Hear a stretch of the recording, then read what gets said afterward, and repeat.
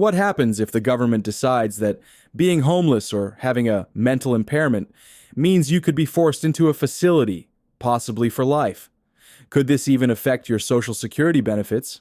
This is not just speculation. It's tied to a brand new executive order signed by President Donald Trump on July 24th, 2025. The order has one of the most ambitious and controversial goals we've seen in decades: cleaning up America's streets by committing homeless and mentally impaired individuals into institutions. The stakes are high. On one side, supporters argue this could reduce crime, restore order, and finally deal with the failures of past homeless programs.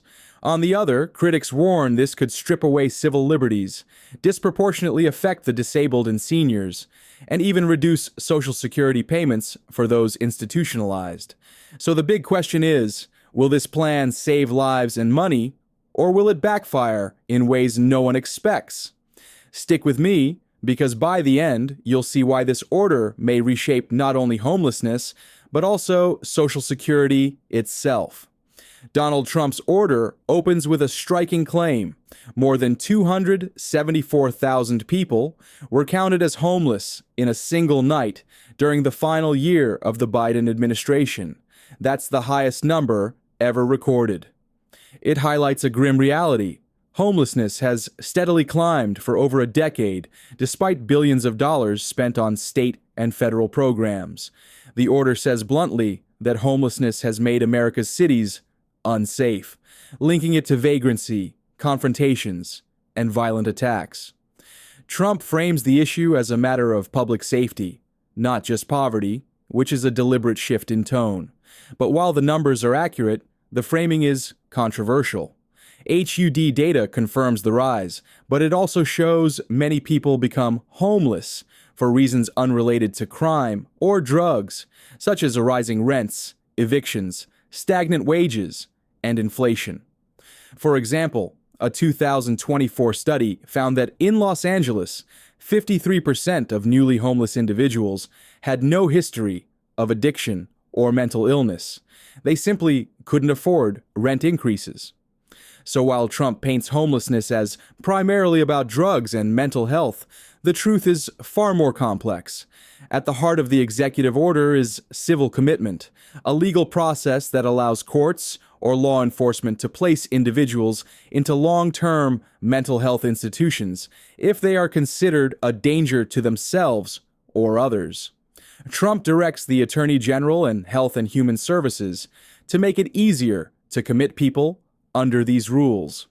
In practice, this could mean that instead of sleeping in a tent, someone could be ordered into a facility for weeks, months, or even years. Civil commitment is not new. States already use it in limited ways, like Florida's Baker Act or California's 5150 rule, which allow temporary holds of 24 to 72 hours. But scaling it up nationwide raises big concerns. Will this be used fairly, or will it become a tool to sweep homeless individuals out of sight? Critics note that historically, institutions were overused and often abusive. Think of Willowbrook State School in New York, which closed in the 1960s, 1980s after reports of neglect and mistreatment. Trump's plan risks reviving fears of warehousing the poor and disabled. This is where Social Security comes in. Under current federal law, if someone on SSI or SSDI is institutionalized for more than 30 days with Medicaid or Medicare paying the bill, their monthly benefits are suspended or reduced. In other words, being committed can mean losing your Social Security check. Trump's order could lead to a significant increase in long-term commitments, which in turn would save the federal government billions by cutting those payments. That creates a troubling conflict of interest. Is the goal really public safety, or is it also about trimming Social Security costs? For example, in 2022, Social Security paid nearly $63 billion in disability benefits. Even a 5% reduction through institutionalization would mean over $3 billion in savings.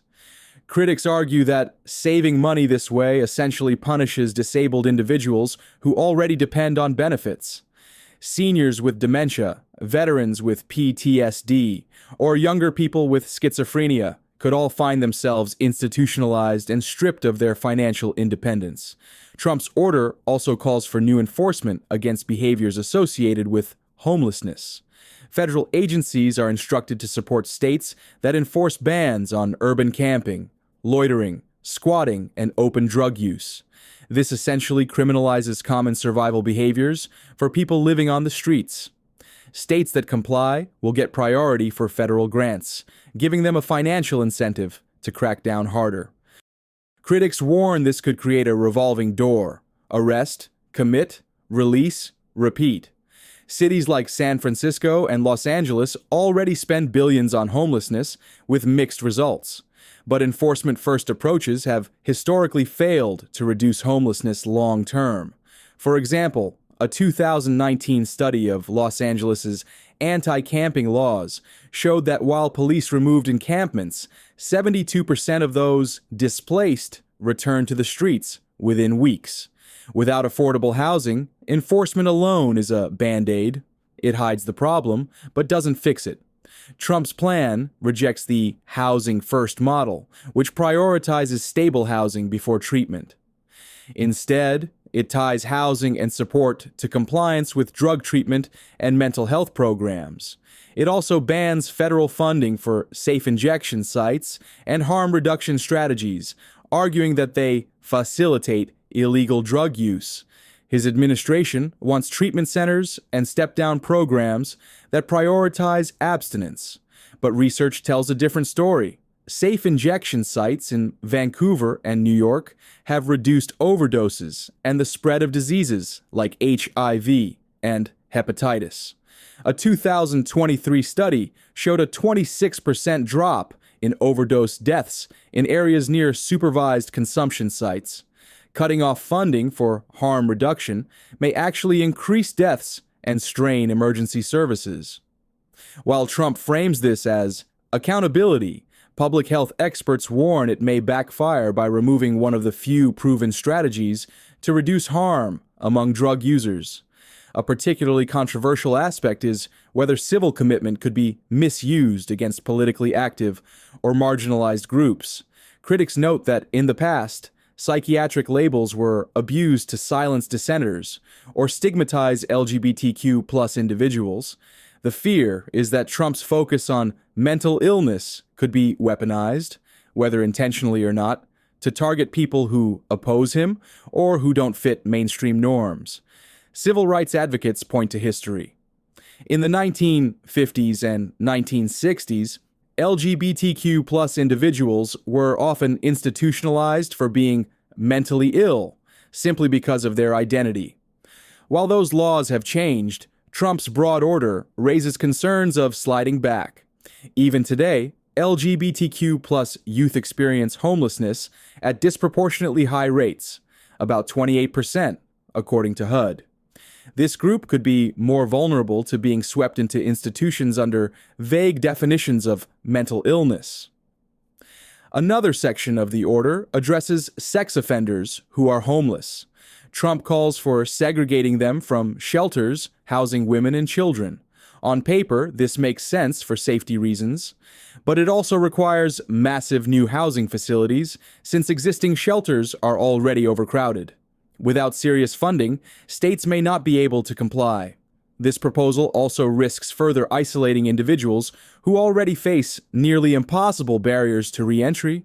Studies show that 60% of registered sex offenders struggle to find housing because of restrictions and community opposition. While Trump's plan highlights a real safety concern, without dedicated funding and oversight, it could simply increase homelessness among this population, shifting the problem rather than solving it. One of the biggest challenges will be state resistance.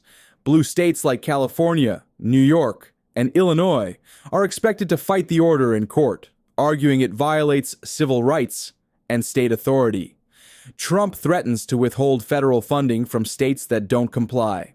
This could escalate into a Supreme Court case on the limits of presidential power in enforcing nationwide commitments. This echoes past clashes, like when states resisted federal immigration enforcement, or environmental rollbacks. In practice, it may mean policies vary dramatically by state. For example, Texas could quickly expand institutions and enforce bans, while California might sue to block them. The result could be a patchwork America, where your risk of being institutionalized depends heavily on which state you live in. Building and staffing new institutions will cost billions. Medicaid and Medicare are already under strain, and Social Security's trust funds face insolvency in the next decade. Trump's order implies the federal government will provide emergency law enforcement funds and redirect existing grants, but the scale of new facilities needed could be overwhelming. For context, the U.S. closed most of its large psychiatric hospitals between the 1960s and 1980s due to costs and abuse scandals. Rebuilding such a system would require not just money, but also trained staff, oversight, and long-term sustainability. Critics fear states will accept federal funds initially, but fail to maintain the facilities, repeating past mistakes where underfunding led to neglect and lawsuits. Perhaps the most concerning aspect for viewers of this channel is how Social Security recipients could be caught in this net. Many SSI and SSDI beneficiaries qualify because of mental illness or physical conditions. If institutionalization expands, these individuals could see their benefits suspended after 30 days, even if they had no criminal history and were simply struggling to cope. For example, under current rules, an SSI recipient institutionalized for 3 months loses their monthly payment. For someone living on $943 a month in 2025, that's devastating. Without those funds, they cannot maintain housing, pay bills, or support themselves once released. Critics warn Trump's plan risks creating a cycle where people are institutionalized, lose their benefits, and then return to homelessness even worse off. Trump's executive order on homelessness and mental illness is one of the boldest and most controversial in decades. It could reshape not just how cities deal with homeless populations, but also how Social Security benefits are administered for millions of disabled and elderly Americans. Supporters say it's a necessary step to restore public order. Opponents fear it's a dangerous path that strips away rights, cuts off Social Security payments, and creates a shadow system of permanent institutionalization. So here's the question for you. Do you believe this plan is a real solution to homelessness and drug abuse, or do you see it as a political move that risks punishing seniors, veterans, and disabled individuals? Let me know your thoughts in the comments. I'll be reading everyone.